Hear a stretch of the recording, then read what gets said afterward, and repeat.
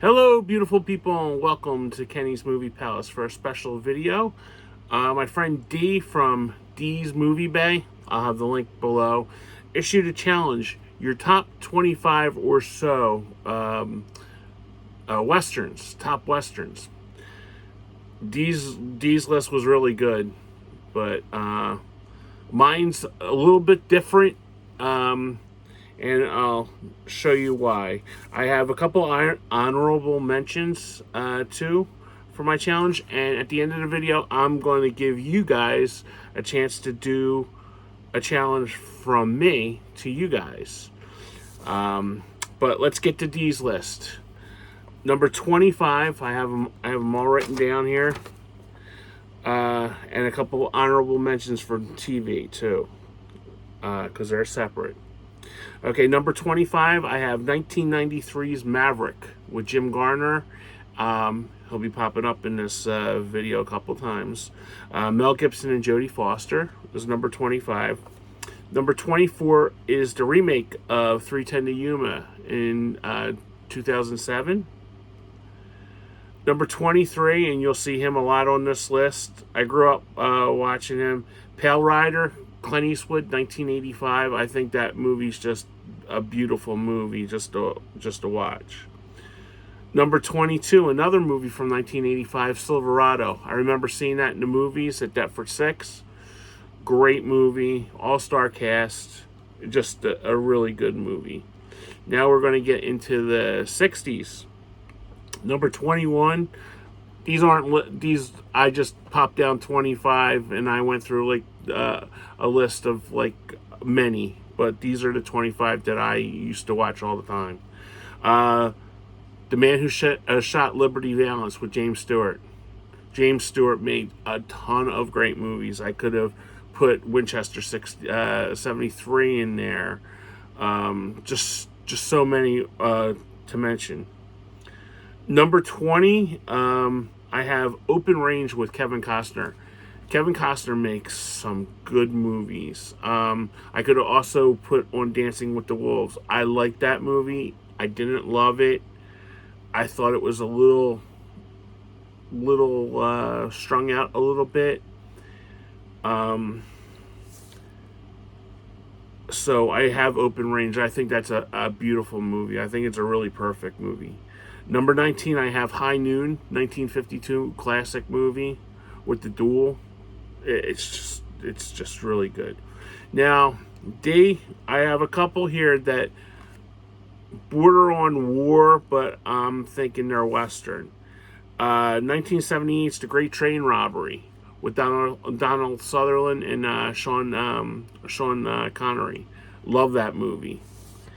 Another one that's a little in between war and westerns is The Man Who Would Be King, 1975, with Sean Connery and Michael Caine. I love that movie. I think that's so good. Now here's where we go from hardcore western to stuff that I grew up watching.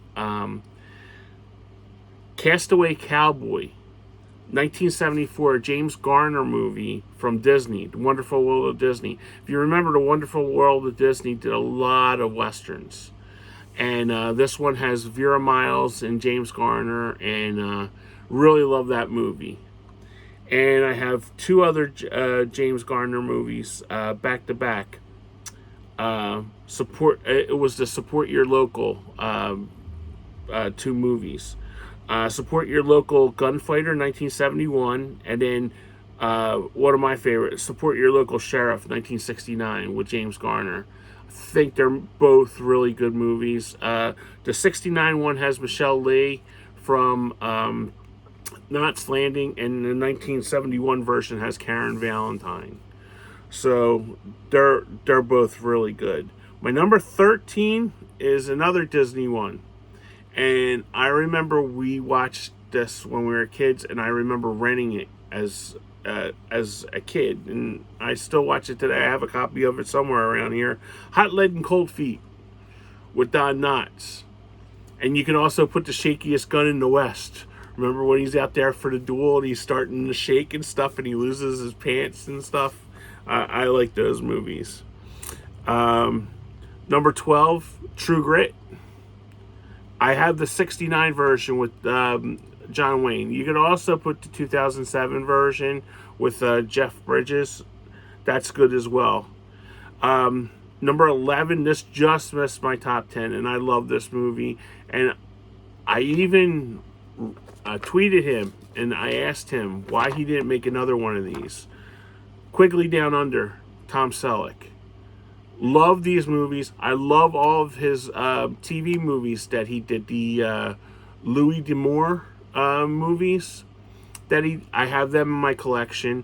But Quigley Down Under is just a great movie. I can't believe he didn't do another one. Number 10, classic Shane from 1953 with Alan Ladd.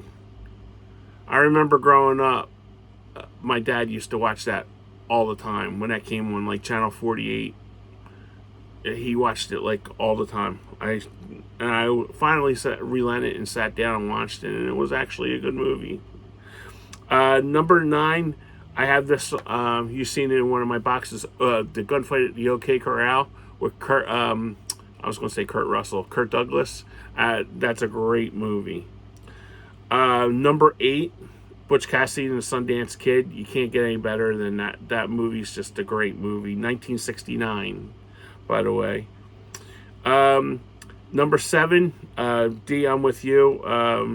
The remake was really good. Magnificent Seven, the original, 1960. I thought the Denzel one was good remake, but the Magnificent Seven in 1960 was great. I have tied for 6. Wyatt Earp and Tombstone both from 93. I don't know. You can't take one without the other one. Although Tombstone's a better movie than Wyatt Earp, I think Wyatt Earp dragged a little bit in the second act, but Tombstone is just a phenomenal movie. I can't believe that never got an Oscar nomination. Here's one that people probably never heard of, and D, this is from Tommy Lee Jones too, and it's called The Three Burials of Melevicius Estrada from 2005. If you haven't seen this movie, it is so good. It is 2 hours, and it just like breezes by in like 20 minutes. It just seems like. It's such a great movie, and another great performance by Tommy Lee Jones. I don't know. I had to check out that movie that you had told about with Hilary Swank. Didn't see it, so I couldn't put it on my list. But The Three Burials of, I think I'm screwing this name up wrong, Melevicius Estrada. It's from 2005. Check that one out. Number 4, Rio Bravo, 1959. I actually watched that Tuesday, as a matter of fact, because I have it on. I bought it on demand, digital. I have to get a physical copy of that. Okay, and my number 3. These can fluctuate from day to day, but number 3 is The Good, Bad, and the Ugly, 66 Clint Eastwood movie. I remember the first time I watched this, and it just seemed like it kept on going on and on and on, and I never got tired of watching it. It was just so good. The number 2 is 1968's Once Upon a Time in the West. I just bought this because I didn't have it, and I watched it with my uncle when I was in Florida last year. The first 10 minutes, there is absolutely no dialogue, but it's the most captivating 10 minutes in film, I believe. Well, for a Western, because Saving Private Ryan's amazing, but there is no talking. All you see is the drop that drops when it's raining out there from just and it lands on the brim of his hat, and he tips the hat and puts it in his mouth. That is just amazing. For 10 minutes they don't talk, but there's so much happening on there, you cannot turn away. And number 1 is 1992's Unforgiven. That's like one of my top favorite movies to sit and watch. Gene Hackman is so good in that movie, and Clint Eastwood. But man, Gene Hackman is so good in that. And I remember seeing that in the movies, and we went and watched it again later that day because it was so good the first time. I had it on laser. I think I've had it on every format that I've had. I've had it on Laserdisc, DVD, Blu-ray, and VHS. It's just a great movie. Now my top 3 TV ones. Deadwood, absolutely. I think that's one of the best HBO shows, bar none. Any genre, I didn't care. It was just so good. Last year's 1883 with Sam Elliott and Tim McGraw and Faith Hill, and there's a young girl on there, young blonde girl. I fell in love with her. What a great performance! And she plays Tim McGraw and Faith Hill's daughter, who's more like Tim. If you watch the series, she's like Tim McGraw with the attitude and stuff. Like a real tomboy. Watch that series. I believe it's on Paramount Plus right now. Great show. I haven't watched the new one with Helen Mirren and Harrison Ford yet, but I intend to watch that. But watch 1883. How Sam Elliott did not win an Emmy Award, I'll never know for that role. And the last one is the original Lonesome Dove from the 80s. I remember we watched that. It was on, I believe, 3 nights on Channel 10. That was when they were the CBS station, and it was just so good. Robert Duvall is so good in that movie, in that series. And I actually watched in the 90s. They had a Lonesome Dove syndicated show that had Travis Tritt and Bret Hitman Hart in it. I forget the other people, but those were the 2 that I took away from that. But yeah, the original Lonesome Dove was tremendous. So that's my list. What do you think? Put your comments below. Like, comment, subscribe, all that good stuff for my channel. And give D a like too. He's awesome. He's coming out with great content. Okay, now for my challenge. My challenge is I'm going to give you 30 to do this. Okay, because it'll be easy to fill up 30. From any era. 50s, 60s, 70s, 80s, 90s, 2000s. Action movies. Your top 30 action movies. And you can put as many as you want, at least as you want. But I tried it because I know I'm still working on Tim's list. And I'm having a damn hard time with that 80s one. I've changed it like 4 times. Just today, as a matter of fact. But your top 30 action movies. Okay, and send them. It don't have to be in any order like Tim's. Just like what your favorites are. Favorite car chases and stuff. So your top 30 action movies.